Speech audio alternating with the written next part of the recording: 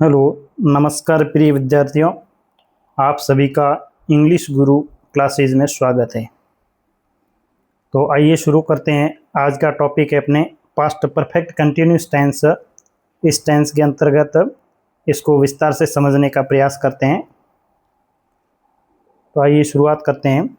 आज का जो टॉपिक है अपना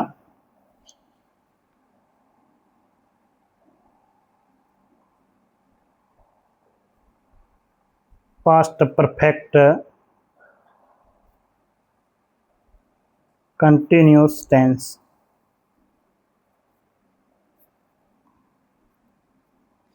अब देखते हैं कि पास्ट परफेक्ट कंटिन्यूस टेंस का यूज कहाँ किया जाता है। तो जो कार्य at the time of speaking से पूर्व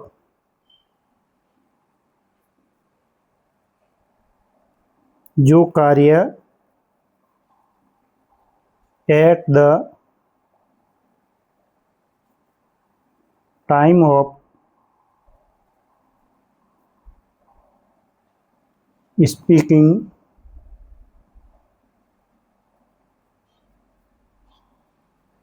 से पूर्व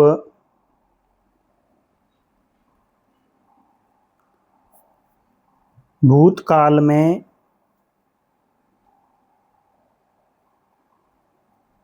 एक पॉइंट ऑफ टाइम या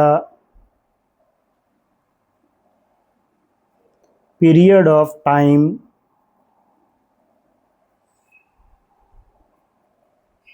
से लगातार जारी रहा था। यानी वह कार्य किसी एक निश्चित पॉइंट ऑफ टाइम या पीरियड ऑफ टाइम से भूतकाल में जारी रहा था। तो ऐसे काल के लिए पास्ट परफेक्ट कंटिन्यूस टेंस का उपयोग करते हैं। इस टेंस के अंतर्गत हेल्पिंग वर्ब है वो हैड प्लस बीन। ने जैसे देखा था कि पास्ट परफेक्ट टेंस के अंतर्गत हैड हेल्पिंग वर्ब के रूप में काम आता है। तो पास्ट परफेक्ट कंटिन्यूस टेंस के अंतर्गत हैड प्लस बीन है, ये हेल्पिंग वर्ब के रूप में काम करता है। इसको याद रखें। अब देखते हैं कि जो पास्ट परफेक्ट कंटिन्यूस टेंस है इसके चारों प्रकार की जो वाक्य है उन वाक्यों में किस प्रकार से इनका प्रयोग किया जाता है। सबसे पहले देखते हैं जो अफर्मेटिव सेंटेंसेज है।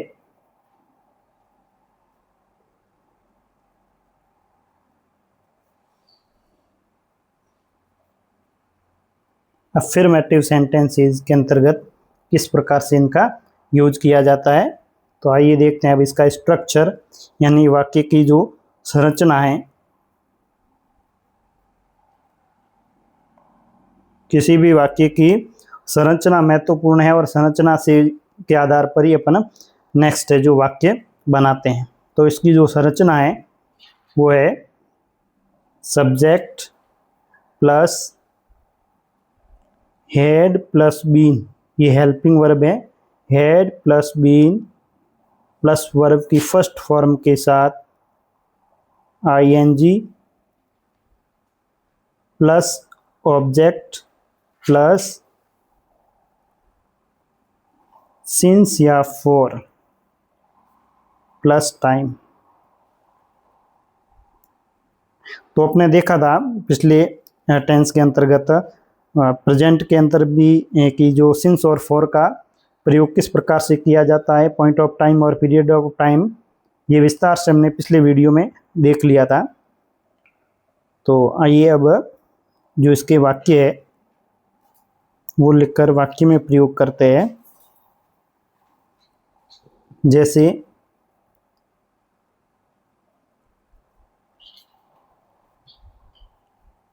he had been writing a novel since morning। तो इस प्रकार से ये एक वाक्य हो गया। नेक्स्ट जो इसका वाक्य है,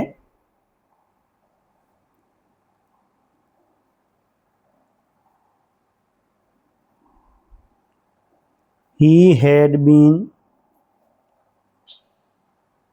waiting for 2 hours. He has been waiting for 2 hours.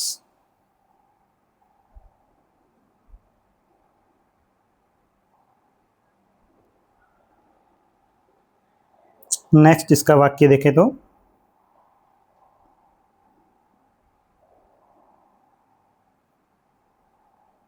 Ram had been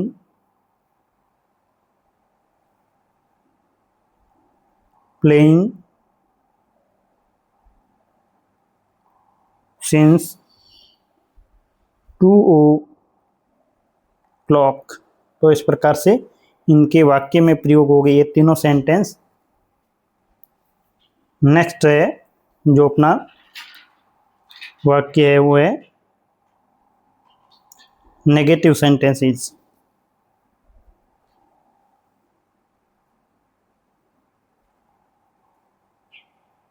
यानी नकारात्मक वाक्य।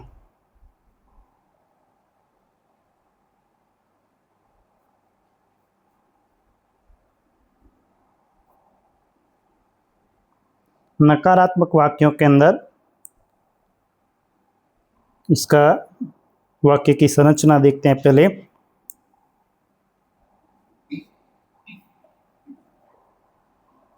सेंटेंस स्ट्रक्चर कि वाक्य की संरचना किस प्रकार से होगी।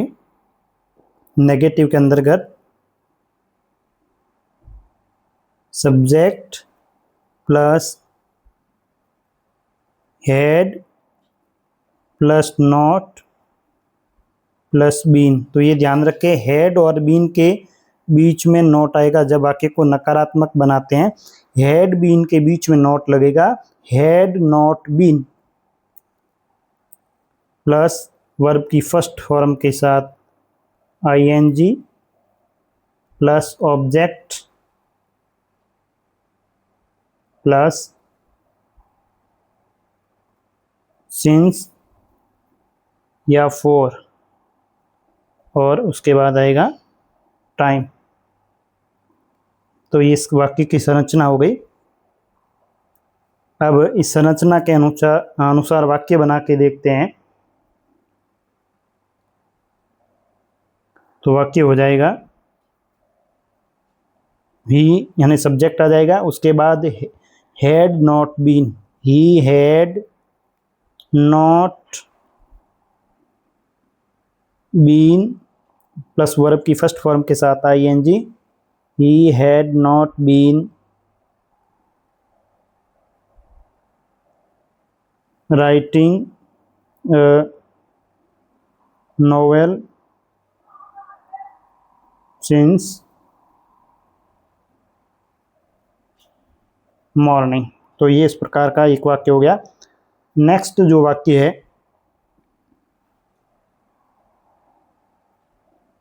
he had not been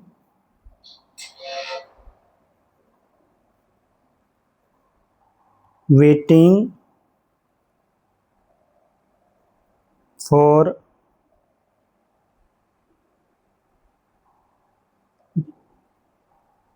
2 hours। तो इस प्रकार से ये वाक्य की नकारात्मक संरचना के अनुसार वाक्य बन गए। अब नेक्स्ट है इसके जो इंटेरोगेटिव यानी प्रश्नवाचक वाक्य है, इन प्रश्नवाचक वाक्यों में यूज करके देखते हैं।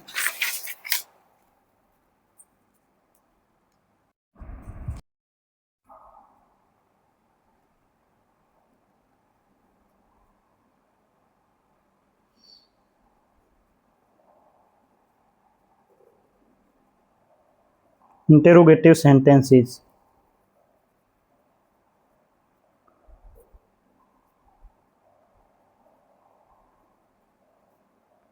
यानी प्रश्नवाचक वाक्य। अब प्रश्नवाचक वाक्य के अंतर्गत इसकी संरचना है। स्ट्रक्चर, वाक्य का स्ट्रक्चर किस प्रकार से होगा, तो हमेशा प्रश्नवाचक वाक्यों के अंतर्गत हेल्पिंग वर्ब पहले आती है और इसकी हेल्पिंग वर्ब है हैड। तो हैड सबसे पहले आएगा, उसके बाद subject plus been plus verb की फर्स्ट फॉर्म के साथ आईएनजी प्लस ऑब्जेक्ट,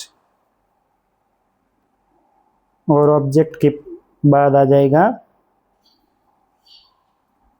सिंस या फॉर प्लस टाइम। और इंटरोगेटिव है तो प्रश्नवाचक जो चिन्ह है इंटरोगेटिव जो मार्क है वो लगेगा पीछे। इस प्रकार से ये इसकी संरचना होगी वाक्य की। अब संरचना के अनुसार वाक्य देखें तो हो जाएगा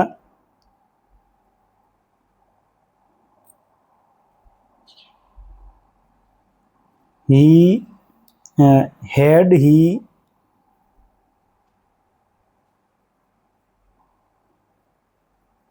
been writing a novel since morning और question mark.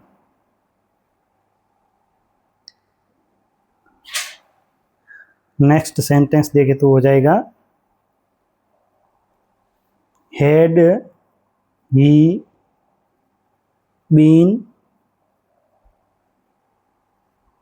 Waiting for 2 hours और क्वेश्चन मार्क। तो इस प्रकार से ये इंटरोगेटिव सेंटेंसेस हो गए। नेक्स्ट जो है अगला वाक्य की जो संरचना है वो है इंटरोगेटिव नेगेटिव।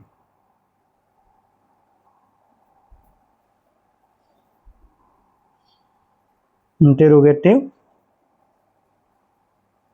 नेगेटिव यानी नकारात्मक प्रश्नवाचक वाक्य।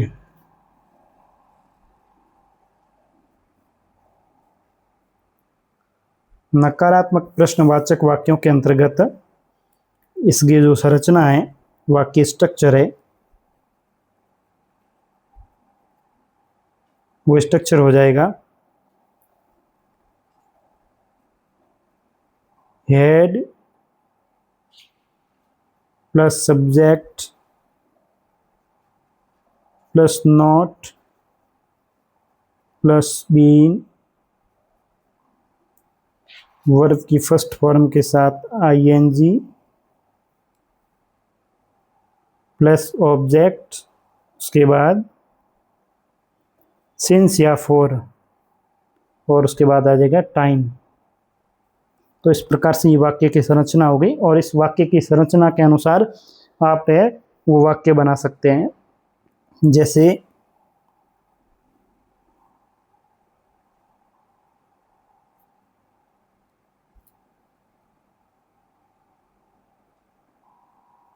had he